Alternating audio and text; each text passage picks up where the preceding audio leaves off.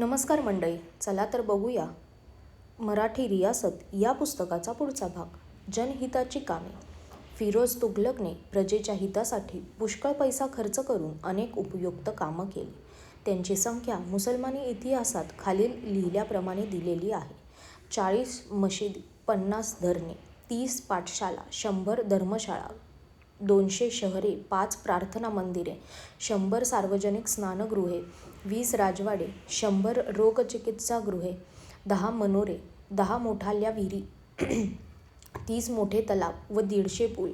याशिवाय त्यांनी अनेक मोठमोठे कालवे बांधिले. त्यातून 3 विशेष प्रसिद्ध आहेत. यमुना नदीतून एक कालवा त्याने कर्नालजवळ फोडून तो पानिपतच्या समरभूमीच्या बाजूने बिकानेरच्या वाळवंटातून थेट हंसी व हिसारपर्यंत नेला. सन 1355 हिसार हे नवीन शहर दिल्लीच्या उत्तरेस स्थापून त्याने तेथेच स्वतः सुलतान राहत असे. या कालव्याने त्याच्या या राहत्या शहरास पाण्याचा पुरवठा झाला. तो कालवा अद्यापही चालू असून इंग्रज सरकाराने दुरुस्त ठेविला आहे. त्याच्या दुसऱ्या कालव्याने सतलज व गोगरा या नद्या यमुनेशी जोडल्या गेल्या. तिसरा एक मोठा कालवा त्याने सरस्वती नदीपासून कुग्नर नदीपर्यंत आणला. त्यात वर्षानुवर्ष जिवंत पाणी राहून सरहिंद व मनसूरपूर येथील लोकांची मोठी सोय झाली. या कालव्यावर 50,000 मनुष्य पुष्कळ दिवस काम करीत होते. हा कालवा हल्ली चालू नाही, पण त्यासंबंधी एक गोष्ट लक्षात ठेवण्याजोगी आहे की हा कालवा खोदीत असता अवाढव्य आकाराच्या मानवी प्राण्यांची हाडे जमिनीत सापडली. त्यात काही हाडे हत्तींचीही होती. त्यात माणसाचे हाड 3 गज म्हणजे 5 फूट 2 इंच भरले असे लिहिले आहे. ही माणसे कधीची असतील ती असोत. फिरोज तुघलकाचे पूर्वी शेतीच्या सुधारणेसाठी कालवे बांधण्याचे काम उत्तर हिंदुस्थानात कोणी केलेले नव्हते. तेलंगणात पूर्वीपासून कालवे असून त्यांचा उपयोग फिरोज यास स्वतः कळून आला होता. त्यावरून त्याने ती युक्ती उत्तर हिंदुस्थानात चालू केली. तसेच पडीत जमीन लागवडीत आणून राज्याच्या वसूल वाढवण्याच्या अनेक तजविजी त्याने केल्या. वरील कालव्यांमुळे पुष्कळ जमिनी दुपिकी झाल्या. फिरोज शहाच्या कामात नवीन रस्ता बांधल्याचे एकही उदाहरण नाही, हे आश्चर्य आहे. फिरोज नेहमी एके ठिकाणी राहत नसे. रयतेची दाद घेण्यासाठी दरवर्षी तो आपल्या राज्यात फिरे. अनेक ठिकाणी नवीन गावे वसवून त्याने शेती वाढविली आणि लोकांवरील नाना प्रकारचे जुलमी कर बंद केले. येणेकरून लोक धनवान व आबाद झाले. प्रत्येक इसम धान्य व घोडे बाळगून असे. प्रत्येक स्त्रीपाशी दागदागिने राहे. चिरगुट पांघरून व सामान सुमान नाही असे घर नव्हते. रयतेच्या सुखासाठी ज्या अनेक गोष्टी त्याने केल्या त्याचे त्याने स्वतः लिहून ठेवलेले थोडेसे वर्णन येथे देणे अप्रासंगिक होणार नाही. आजपर्यंत असा प्रघात चालत आला आहे की क्षुल्लक प्रसंगी मुसलमानांचा रक्तपात करावा, यःकिंचित अपराध बद्दल त्यास छिन्नविछिन्न करून हाल करावे, त्यांचे हातपाय तोडावे, नाक कान कापावे, गुन्हेगारांचे डोळे काढून त्यांची हाडे चुरावी व त्यास अग्नीत फेकून जिवंत सोलून फास घालून तलवारीने तोडून किंवा सुळावर देऊन मारून टाकावे. ज्या सर्व शक्तिमान परमेश्वराने मला हा राज्याधिकार दिला त्यानेच अत्यंत कृपाळू होऊन असले दुष्टप्रचार बंद करण्याची मला बुद्धी दिली आहे.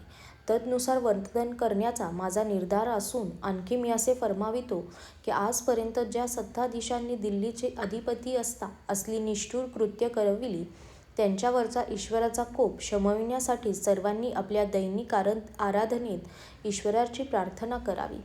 तसेच लहान लहान व्यापाऱ्यांपासून ज्या देणग्या, नजराणे किंवा त्रासदायक व क्षुल्लक कर सरकारचे कामगार घेत असतात ते त्यांनी इतपर घेऊ नयेत. सरकारच्या पडीत जमिनीवर गोवारी लोकांपासून घेण्याची गुरचराई, फुले, मासे वगैरे विकणे, कापूस पिंजारणे किंवा स्वयंपाक करणे या गोष्टींबद्दल हल्ली सरकारात येत असलेले वसूल, दुकानदार व दारूवाले याजला परवाने घेण्यास लागणारा खर्च हे सर्व राज्यात माफ करण्यात आले आहेत. कारण अशा प्रकारे सरकारचा वसूल करण्यास नेमिलेले अधिकारी आपल्या अधिकाराचा दुरुपयोग करून रयतेस जो त्रास देतात त्यापेक्षा या बाबतींवरील सरकारचा वसूल मुळीच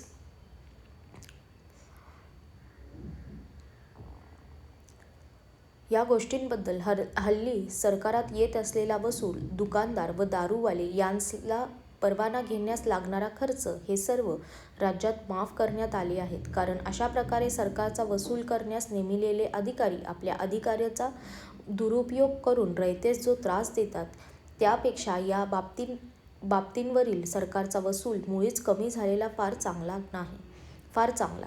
इतपर प्रसिद्ध झालेल्या नियमांबाहेर कोणताही नवीन कर रयतेवर बसविला जाऊ नये. युद्धांमध्ये लुटीपासून वगैरे जो ऐवज जमा होतो त्याचे 5 हिस्से करून 4 सरकारात घेण्याची व 1 हिस्सा लष्करास वाटून देण्याची हल्ली वहिवाट आहे. इतपर 4 हिस्से लष्करास देऊन फक्त 1च हिस्सा सरकाराने घ्यावा. नास्तिक मत धारण करणे, दुर्व्यसनांचा संस्था चालवणे, लाचलुचपत स्वीकारणे आणि सरकारी अधिकाऱ्यांनी आपल्या अधिकाराचा दुरुपयोग करणे या अपराधांबद्दल गुन्हेगारास हद्दपार केले जाईल.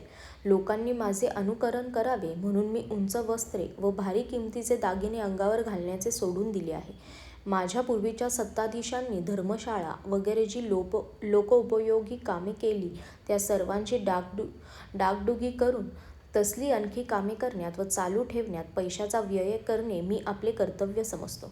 महंमद तुघलकाच्या रागाच्या तावडीत जे सापडले त्यांच्या नातेवाईकांचा तपास करून त्यास नेमणुका वगैरे करून दिल्या आहेत आणि विद्वान व धर्मनिष्ठ माणसांच्या देखत त्यांचकडून या सुलतानाच्या अपराधांची माफी लिहून घेऊन त्या कागदांवर सन्मान्य गृहस्थांच्या सह्या व मोर्तब करून ते कागद पेटीत बंद करून ती त्या सुलतानाच्या कबरेत पुरली आहेत.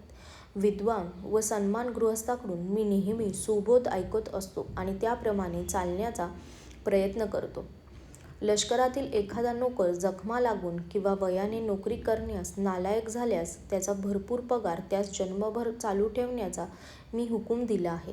मजवर 2 प्रसंगी विषप्रयोग करण्यात आले, परंतु 2ही वेळा तो प्रयोग फसला. फिरोजने आपला सर्व वेळ सत्कृत्य करण्यात घालविला. पूर्वी पुष्कळ अपराघास मरणाची शिक्षा ठरविलेली असे, पण मरणाच्या शिक्षेचा अपराध त्याने फार कमी केले. शेतकऱ्याचे सरकार देणे कायमचे ठरवून दिले आणि ते जमा करणाऱ्या अधिकाऱ्यांकडून लोकांस त्रास होण्याची संधी अगदी कमी केली. फिरोजची सत्कीर्ती इजिप्त देशात कैरो येथे खलिफाकडे पोहोचली आणि खलिफाने सुलतानास एक मानपत्र व पोशाख पाठवून दिला. हिंदू धर्मावर वक्रदृष्टी असे असूनही हा सुलतान मुसलमान धर्माचा कट्टा अभिमानी होता. स्वभावाचा चांगला असल्यामुळे त्याने हिंदू लोकांवर जुलूम केला नाही. त्याची हकीकत फक्त एकतर्फी सापडते. तरी मुसलमानी ग्रंथावरूनच हिंदू धर्माविषयी त्याची बुद्धी कशी होते याचविषयी अटकळ करिता येते. मूर्ती असलेली देवालये तो नाहीशी करी. अशा देवालयात असलेला ग्रंथसंग्रह व पात्रे व मूर्ती यांचा त्याने विध्वंस केला. ब्राह्मणांशी तो फारच निष्ठुरपणाने वागे. पूर्वीच्या सुलतानांनी जिझिया कर ब्राह्मणास माफ केला होता, तो फिरोजने पुनरपि बसविला. तो असे सांगे की ब्राह्मण हे मूर्तीपूजेच्या खोलीची किल्ली होत, त्यास जिझिया कर माफ करणे ही चूक आहे. ब्राह्मणांनी नाना तऱ्हेच्या तक्रारी केल्या. त्यांनी राजवाड्यासमोर उपास काढून व अग्निप्रवेश करून आत्महत्या करण्याचा उद्योग केला, पण सुलतानाने त्यासकडे बिलकुल लक्ष दिले नाही. तेव्हा पुष्कळ ब्राह्मण त्रागा करून मृत्युमुखी पडले. सरतेशेवटी इतर जातीच्या लोकांनी ब्राह्मणांबद्दल कर भरला तेव्हा ते स्वस्थ बसले. परंतु एका ब्राह्मणाची गोष्ट विशेष चमत्कारिक असून तीचपासून त्या वेळच्या धर्मस्थितीचा बराच बोध होतो, म्हणून ती येथे देणे आवश्यक आहे. दिल्ली शहरात एक वृद्ध ब्राह्मण राहत होता. मुसलमानी राज्यात प्रसिद्धपणे मूर्तीची पूजा करण्यास हिंदूस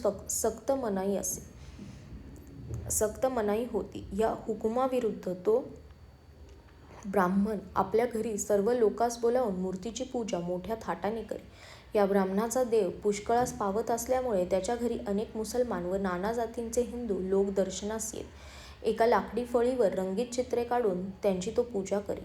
कित्येक नेमलेल्या दिवशी तर त्याच्या घरी सरकारी अंमलदारांचा नकळत मोठीच यात्रा जमे. असे होता होता मुसलमान बायका पुरुषांची त्या ब्राह्मणावर इतकी निस्सीम भक्ती बसली. काही दिवसांनी सुलतानास बातमी कळली की हा ब्राह्मण मुसलमान बायका मुलास धर्मभ्रष्ट करीत आहे आणि अनेक मुसलमान स्वधर्म सोडून ह्या मूर्तीपूजकाच्या नादी लागले आहेत. असे ऐकून सुलतानाने त्या ब्राह्मणास मूर्तीसुद्धा आपल्यासमोर आणविली. नंतर त्याने सर्व उलमा जमविले आणि त्यास त्यांनी प्रश्न केला की या ब्राह्मणास काय शिक्षा द्यावी. सर्वांनी मिळून जबाब दिला की या बाबतीत कायद्याचा आधार स्पष्ट आहे. या ब्राह्मणाने मुसलमानी धर्म स्वीकारावा. हे त्याने नाकबूल केल्यास त्यास जिवंत जाळून टाकावे. ब्राह्मणास तो हुकूम कळताच त्याने मरण पत्करिले. दरबारच्या समोर एक मोठ्या लाकडांचा ढीग करून ब्राह्मणाचे हातपाय बांधून त्यास वर ठेवले आणि सर्वांच्या वर त्याची ती चित्रयुक्त फळी ठेवून त्यास आग लावून दिली. क्षणधारात ज्वालांनी त्या धर्मनिष्ठ ब्राह्मणाचा स्वाहा केला. या गोष्टीवरून असे दिसते की फिरोजशाह परधर्माचा पक्का द्वेष्टा होता. या त्याच्या जाचामुळे हिंदू प्रजेस तो फारसा प्रिय झाला नसेल. त्याची आई जरी राजपूत होती तरी मुलावर तिच्या धर्माचा परिणाम झाल्याचे दिसून येत नाही.